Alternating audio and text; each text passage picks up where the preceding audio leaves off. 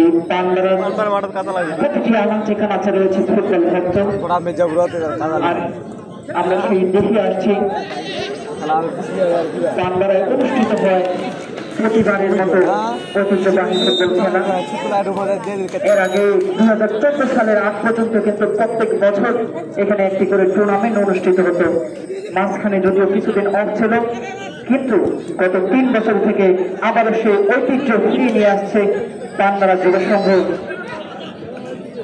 এবং পান্ডারা যুব সমাজের সকল সদস্যবৃন্দ। সেই থেকে নতুন ভাবে বলা যায় এটি হচ্ছে তৃতীয় আসরের অসাধারণ একটি শট ছিল, কিন্তু একটুর জন্য কিন্তু সেখানে আরেকটি গোলের দেখে আমরা দেখি। আবারও 10 নাম্বার যাচ্ছে খেলোয়াড় আরাফাত কি করবে, সুন্দর দাঁড়িয়ে দিল।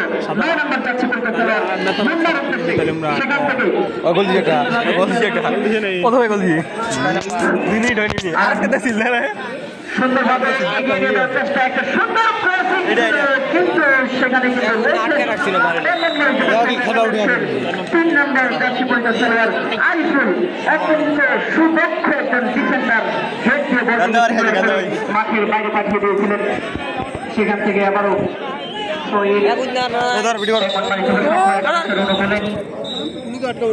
আজকের ম্যাচের রেফারির সিদ্ধান্ত কিন্তু চূড়ান্ত সিদ্ধান্ত। এজন্য বলবো সকল খেলোয়াড়কে রেফারির সিদ্ধান্ত যদি আমরা মেনে নিলাম কোনো বক্তব্য করবেন না। তারা অত্যন্ত কিন্তু দক্ষ নিজেরাও তারা খেলোয়াড়। 3 জন আমাদের আজকের ম্যাচ পরিচালনা করছেন, 3 জনে কিন্তু